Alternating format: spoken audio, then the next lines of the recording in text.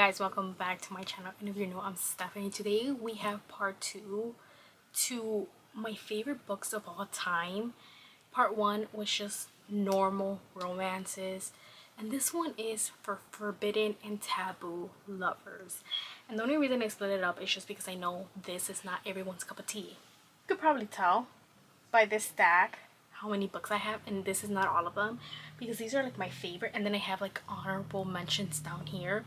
So grab a snack because this video is gonna be long, but I just love forbidden taboo books. These are not even all my books. I have a whole shelf behind this just dedicated to forbidden taboo books, but I really want to share my favorites to you guys, the ones that I love, the ones that are 5-star reads, the ones that you just really need to read. So if you're interested in watching this video, obviously remember to like, comment down below, subscribe, and let's continue. This is not in any specific order. I feel like once we get down here, it's like the actual books I have on display, like my ultimate favorite, but I just put these that were on the shelf on top. So as of now, it's not in any specific order. We have Corrupt Educator, which is by Bianca Cole. This book was really good. This is principal and a student, but it's not just any school romance. This school is specifically for mafia. Neva goes to the school, and I think people pretty much try to fuck with her, and immediately Principal Oakley is just like, lock your doors, do this and that, and the baby girl does not listen, and he ends up protecting her, kind of taking care of her, and I really enjoyed this book. And then we have kind of like novellas, 190 pages, but I absolutely love this. This is Our Illicit Desires by Rory Ireland and Tate Monroe. If you want extreme taboo, and you know what type of taboo, Rory Ireland and Tate Monroe are really good at writing that type of taboo, because I read some of them just because I was interested in, I was just kind of like, how does this work? But this one is a quick one. It's really good. This is actually my stepdad's brother, which is really good, so technically like her step uncle. We have Zoe and Silas, and pretty much Silas's brother calls him. He's just like, you know what, Zoe needs a place to stay. I think she had just graduated, and at the same time her ex-boyfriend cheated on her. Silas is just like, I guess. By the way, this book is kind of funny and very like in a comedy way, just because her parents, like her actual mom and her stepdad, are just the most irresponsible people ever. Like the things they would do in here and they would say, I was just like, there's no way. It really truly read like a comedy book. Zoe moves in with Silas and their romance starts. I know a lot of people do not like reading novellas just because it's really short, so it's kind of like, why? I personally do like reading novellas just because if a novella can make me feel like it had a beginning, a middle, and an end, then I loved it. It was great. These next two, just FYI, they do not come painted. I ended up painting them myself because it's the face of like this girl. But the thing was, it looked really weird and creepy without color, like the painting. So I ended up just painting it pink, and it looks better this way. So we have Thorns and Forgiveness and Bastards and Scapegoat, Vera and Hamilton. Now this book, this duet, I truly love just because it actually has a really good plot line. So it's between Hamilton and Vera. And pretty much Vera's mom gets married to Hamilton's brother. So this is like a step uncle once again. And literally it's their wedding. Like this book starts in their wedding, and Vera walks into her new step uncle pretty much going in with someone, like she catches them, and the guy just has no care. He's just like winking at her, like he does not care. But Hamilton's family are extremely rich. We're talking like old money, and it kind of has like a thriller vibe to it. I don't really know how to describe it. You were seeing them fall in love, and that's what I truly love about these, like this duet. I have a Second Semester by QB Tyler. I have a whole video dedicated to QB Tyler, which in my opinion is the best forbidden taboo romance author of all time. These are short. They're like 190 pages too. This is Professor Student, and I absolutely love this. This takes place in college, and our heroine in this book, she gets on like a dating app and one night stand with this guy, and then the next morning she goes to class and it's her professor, and it was really good. I truly love this. Like this was a fun time to read. And then this next book is actually her sister, so we have her sister, and this is the dad's best friend romance, and I truly enjoyed it as well. It's also a office romance, and Landon has just gotten a divorce, or he's like in the middle of a divorce, so you get to see like that messy side, and somehow Serena and him end up getting close together. Wait, this is Aiden and Skylar. Her sister is really much up in front, like she's the party girl, like she loves, like you could tell she is very much out there, like she's the it girl. But her sister is very shy and timid, so seeing this, like where she falls for her dad's best friend and business partner, was really interesting to see, because you go from like it girl to a very shy girl. Color Me Pretty by B. Celeste. I absolutely love this book. This book was amazing. I have Della and Theo, and this is another dad's best friend romance. If you do not know this, my favorite trope ever, it's dad's best friend. Like there's something about it, how they have always known each other, but at the very beginning obviously it's 100,000% innocent, and then when they're older it's just like they've always been there, they've always been like friends, always been close, like he's always taking care of her, and then it suddenly switches like randomly, and then it's their love story, but it's so forbidden because it's just like, I've known you my whole life, but I'm attracted to you, and it's the best thing. Her dad is actually dead. I think we start the book when he has passed away, and she's grieving a lot, and it's finally like Theo coming and like taking care of her, and along the way he check your trigger warnings because this has to do with a couple things, but he's along the way helping her and making her more stronger, and I truly love it. Like, another dad's best friend, so don't be surprised.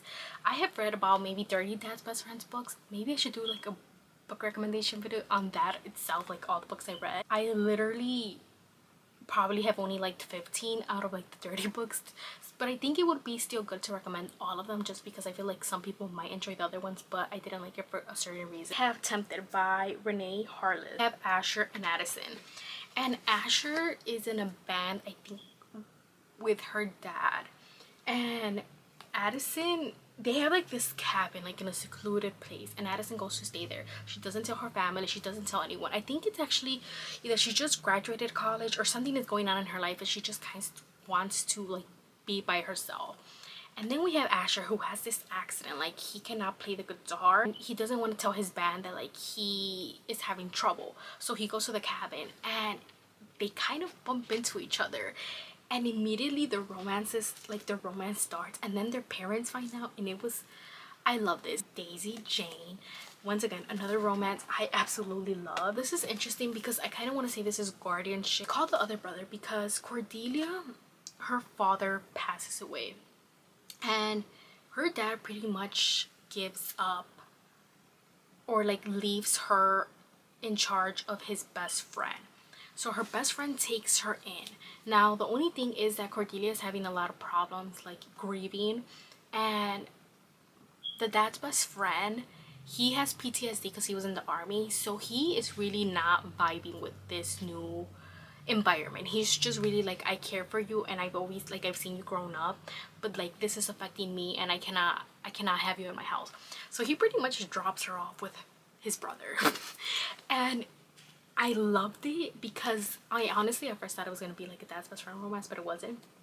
But she gets dropped off there, and Quentin is very much like, I guess I'll take care of you, and along the way they fall in love. But the reason why I specifically love Daisy Jane is because her books truly feel like it's not even about the spice. Like these books don't have a lot of spice. It truly feels like it's body, mind, and soul. Like you're watching soulmates fall in love with each other, and that's why I love Daisy Jane's. She has a lot of books, but I've only read like a couple of them, but this is one of the reasons why I loved it, because it truly was amazing. Then we have Hot Girl Summer. This is another book by Daisy Jane. Oh, this is a step sibling romance. Now the reason I really love this is because Bethany and like her mom and his dad got married a long time ago. Like they have been step siblings for like 10 years, but they had never met. I think they met maybe once. I'm honestly not sure, and it was mainly because I think she was away in college.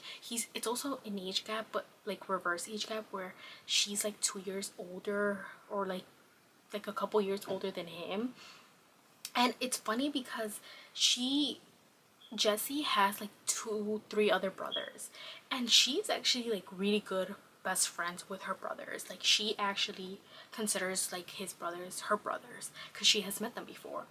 And Jessie, this is like the first time they're meeting. It's like a summer and they're both in the summer cabin or something like that, and immediately Jessie's just like, I like he kind of got jealous because she was very close to his brothers, and he was just like, this is the first time I'm meeting you. It was really interesting, but it was so beautiful at the same time, especially because I don't really like reverse age gaps, even if it's just like by 2 years. But Jesse was such a sweetheart. Like, I want to reread this book so much because he has like a speech problem where like if he gets really nervous, like he'll start stuttering. And I think when like he was really serious about his feelings towards her and something happens and he like started stuttering, and I was just like we have Filthy Crown by Eleanor Aldrich. A step uncle, I think this is the best way to put it, step uncle slash guardianship. So Penelope's parents end up dying. Jack's brother obviously ends up dying, and he takes in Penelope, and I think they have like Penelope has another like a younger sibling, and Jack takes him in and he's just like, I'll take care of you. Like obviously they're a little bit younger. Penelope, I think she's just 18, so she's right in the cusp, and it's their love story, and it was amazing because it's guardianship, so he's like actually taking care of her, and I ate this up. It was amazing. Now another QB book, we have Always Been You by QB. Tyler, adoptive step sibling, they all got adopted into the family at a really young age. I think she was like a year old. She was literally a baby. There's an age gap. There's I think like 11 years, but by the time that Gabrielle was getting older, James was already like leaving for college, so they were never like together. But even in this book, James has a biological sister, and the way James treats his biological sister to Gabrielle is completely different, and Gabrielle has grown up pretty much having a crush on this man the whole time. And when she's in college, they are in the same town and they go visit each other, and things just start to change between them. And I think it's during winter break where like they have to go back home, and things really have flipped over. Like her feelings are out, his feelings are out, they're trying stuff, and it's like really like a sneaky book because you're sneaking around so much. Dreams of 18, this is by Saffron A. Kent. So we have our heroine, and she is best friends with her neighbor, this guy, and since the moment her neighbor moved in, she has been attracted to the dad. Now the dad is also like a teacher, like I think he's the coach at her high school.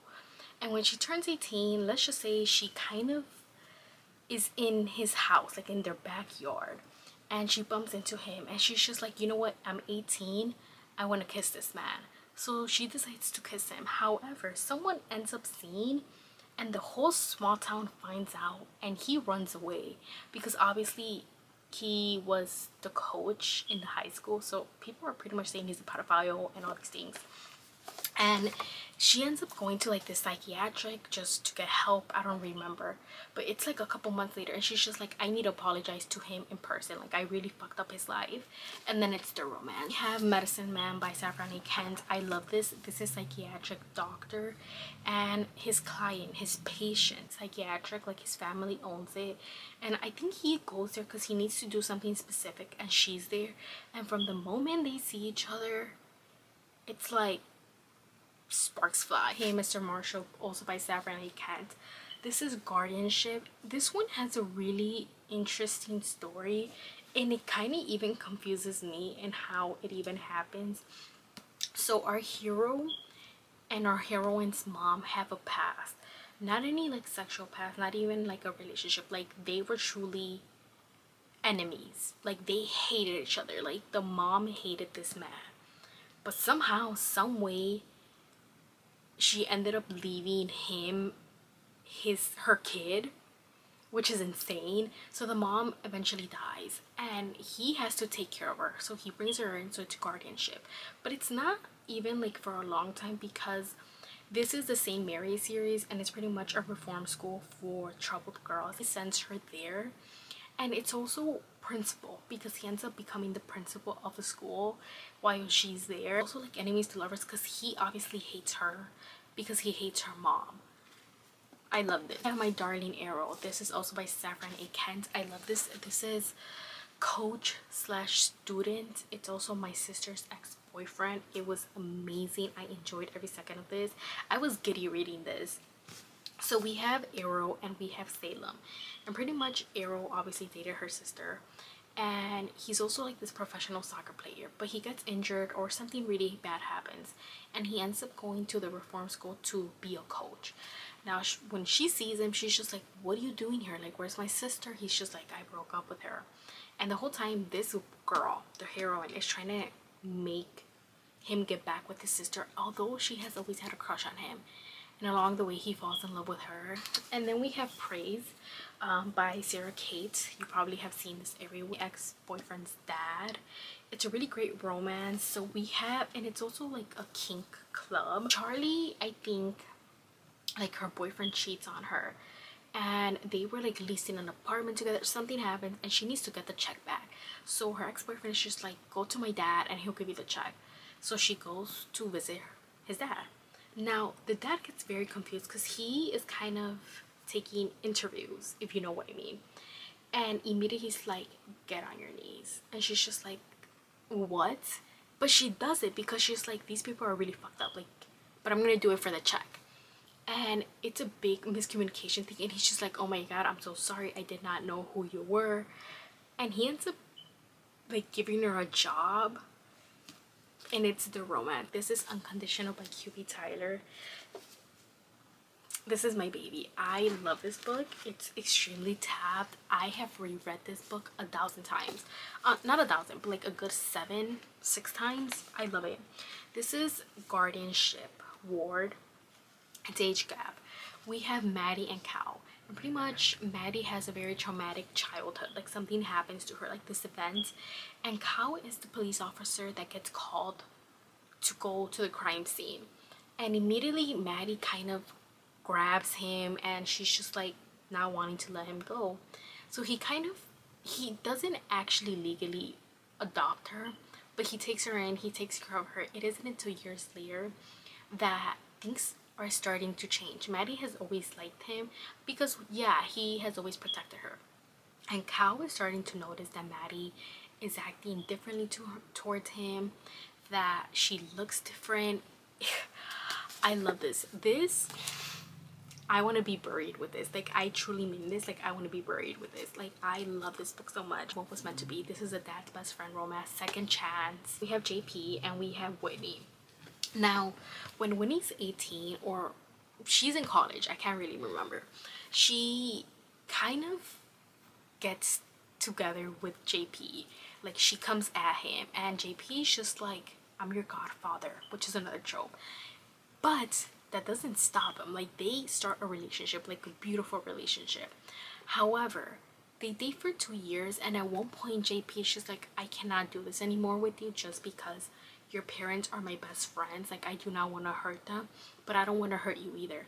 So they ended up breaking up, and we don't really see too much of their relationship when it first started. We only get a couple glimpses. 3 years later, and JP gets a wedding invitation from his best friends to her wedding, and JP is immediately like calling his brother. He's like, she's getting married, and he books a flight to come home because he's just like, you're not gonna marry anyone else, like, you're mine. I really love this book. It was so good. Brutal Conquest by Lilith Vincent. Oh my god, this baby took me by surprise this year. Like, I truly loved it. Step Uncle.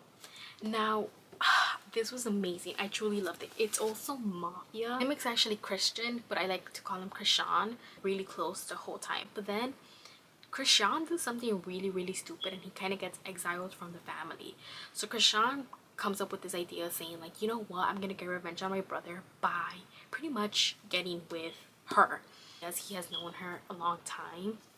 But I really love this because even before he got exiled and things completely changed, him and her were truly best friends. Like, he would go to her, she would go to him. They were truly like kind of the black sheep of the family that would get together. And then later on, when he comes for her because he's trying to get revenge, it just changes. He's just like, I like you, like, I love you. This is Nate by Celia Aaron. We have Nate and Sabrina. Now, when I tell you this book was amazing, it was out of this world. This is mafia. So Nate is, I don't want to say he's the capo, or maybe he is. He's something in the mafia. And Nate, one day when they're having like a war, like a mafia war, he discovers Sabrina. Like, Sabrina is the daughter of someone. and he saves her life, and he kind of takes her in. I don't know if he technically adopted her, but immediately after like saving her life, he sends her off to boarding school. And when she's 18, she comes home, and immediately Nate does not recognize her. He's just like, who the hell is that hot girl? And Sabrina's just like, I'm back.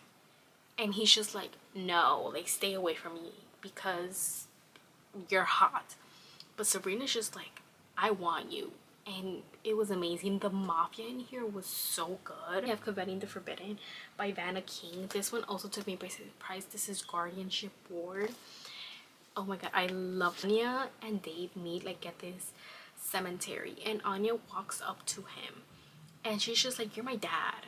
And this guy is just like, no, I'm not. I don't know who you are.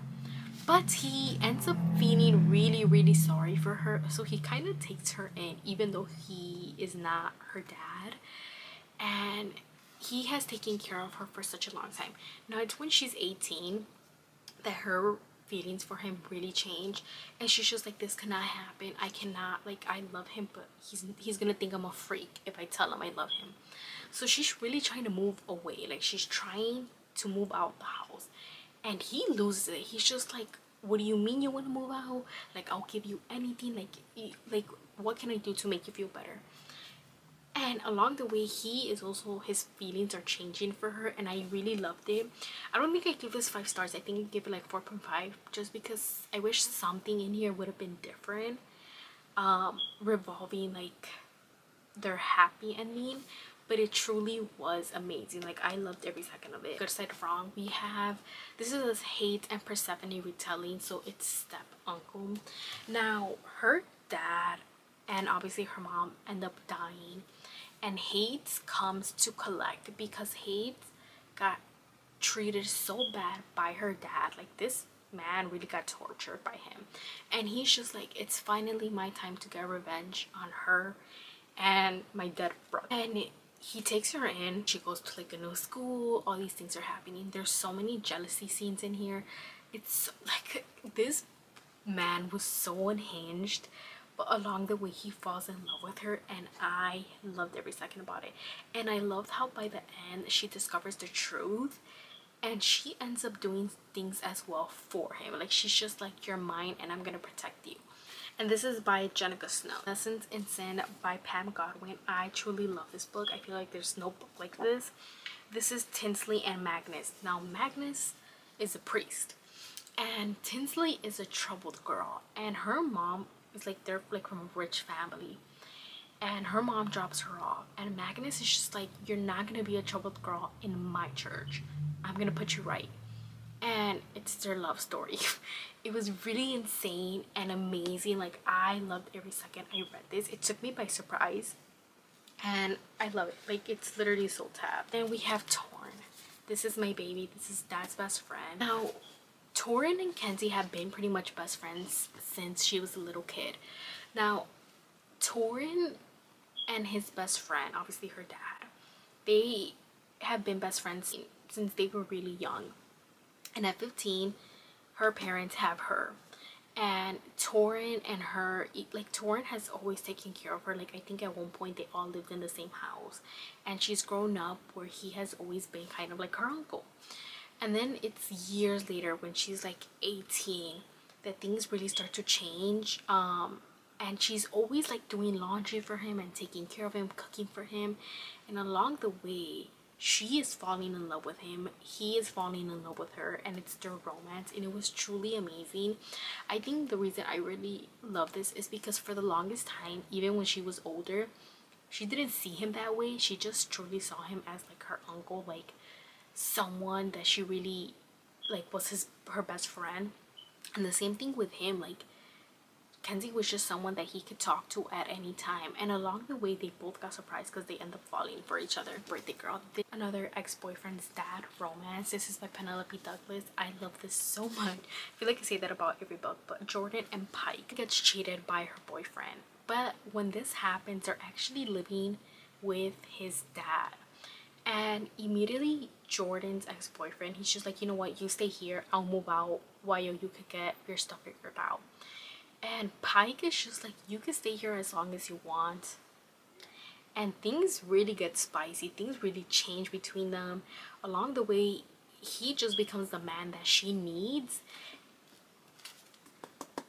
We haven't expected and consumed my mom's ex-husband, but not really. And what I mean by that is that she gets a phone call by Salvatore, and he's just like, hey, your mom is pretty much dead. And immediately Salvatore, he like arranges for her to come like in an airplane. He does everything for her. He's obviously grieving, and he's just there for her along the way. Now it's really interesting because yes, it's her mom's ex-husband, but only for like a week. And what I mean by that is that Salvatore and her mom got drunk in Vegas one night and ended up getting married. And I think as soon as they woke up, like, they filed for divorce because it was a mistake. So literally nothing of that sort, but it's still like that forbidden trope, and I loved it. Like, this truly felt like mind, body, and soul. Like, you saw soulmates finding each other. And then we have one of my favorites ever. This is Power by Cassandra Robbins. This is my mom's fiance. Oh my god, I loved this so much. Jet and her mom kind of have like this arranged marriage of convenience kind of going on. Like, they're about to get married, but it's truly just a social climbing type of thing. Like, they're both in LA. Jet is really powerful and he's like a billionaire, and the mom is just trying to get up there. So they purely have a physical thing.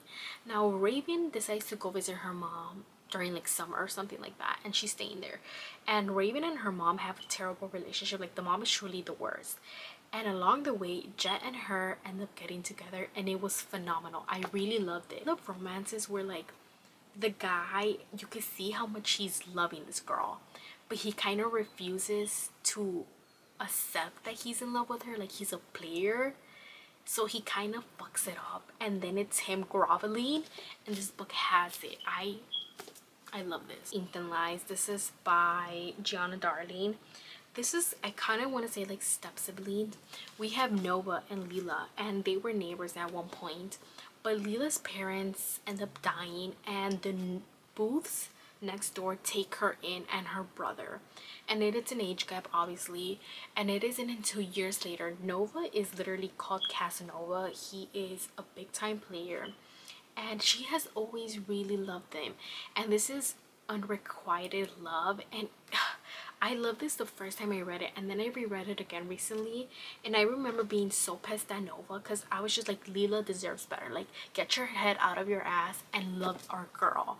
I loved every second of this. Like, this book was truly amazing. We have a series. This is the Kane series. So we have Wanting Mr. Kane, Breaking Mr. Kane, and then we have Loving Mr. Kane, and then we have Being Mrs. Kane. For some reason, people say it's a trilogy, like only these 3 books, and this is a note, like, this is not necessarily. I read it like this, and I 100% think you need to read it like this. Now, this is between Quentin and Candy. And Quentin, obviously, he has been best friends with her dad, like his whole life. But it is an age gap, but he's still younger than her dad. And Candy, since the moment she saw this man, she was head over heels over him.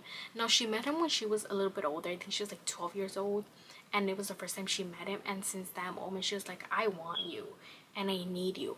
But it's so much more than that because they go through so much. Like, this series was truly dramatic. Like, there was so much drama, and I loved it. Like, I ate this up, and it was amazing. I have some honorable mentions here. We have Priest by Sierra Simone.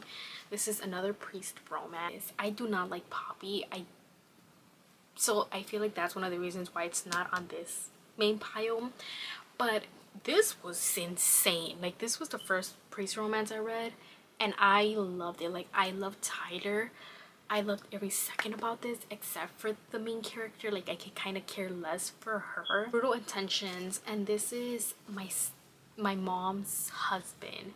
So Lasso is getting married obviously to her mom, and immediately when he's saying I do, he's staring at his new stepdaughter, and it's the romance, and it was really good. I enjoyed it, but it wasn't like my favorite. I just really had a great time reading this. We have Sinful Crown between Mila and Jace, and this is also my mom's husband. And this is really interesting because I think Jason and her mom end up having like a one-night stand, and the mom gets pregnant. However, it's not Jace, so keep that in mind. And immediately, like, Mila, I think, comes to stay with them. I don't know, something like that. And Jace and Mila hit it off, but the whole time it's like, my mom is having your kid. And obviously, as I mentioned, it's not true. Like, eventually they find that out, but it's the romance. We have Gothikina. This is student professor. This is amazing. This is perfect for spooky season, guys. Trust me, read it in spooky season. Just because Corvina gets invited to this, like, it's like a private academy, a university. And we have Vad, who is a professor there. He also owns the entire school. And let's just say that this school is known because their students disappear. Like, a lot of students have died here. And it's so creepy. And Corvina thinks that Vad has like something to do with all the disappearances of the students, but it's the romance between them, and I ate this up. It's Dark Notes by Pam Godwin, and we have Sin and Discipline by Lily White. These two are pretty much the same books, obviously a little bit different. It's professor student. We have in this one Leon and Amelia, and Amelia's like from the, like, she has like a troubled past. Like, she, like, her family, it's just not it. And Leon's, like, he realizes that his student is showing up, like, there's something going on in her personal life, and he is like, who is doing this to you? Like, what's going on? Let me help you. And it's the romance, and I loved it. And in this one we have Emmerich and Ivory, and similar vibes. Like, something is going on with her, and along the way he's just like, I'm gonna help you and I'm gonna be your savior. And both of the BDSM, so FYI. And that is it for this video. I hope you guys enjoyed this video. Remember to like this video, comment down below if you have any of these books that you've read and you loved, and let me know which one it is, and subscribe for more videos. And until next time, bye guys.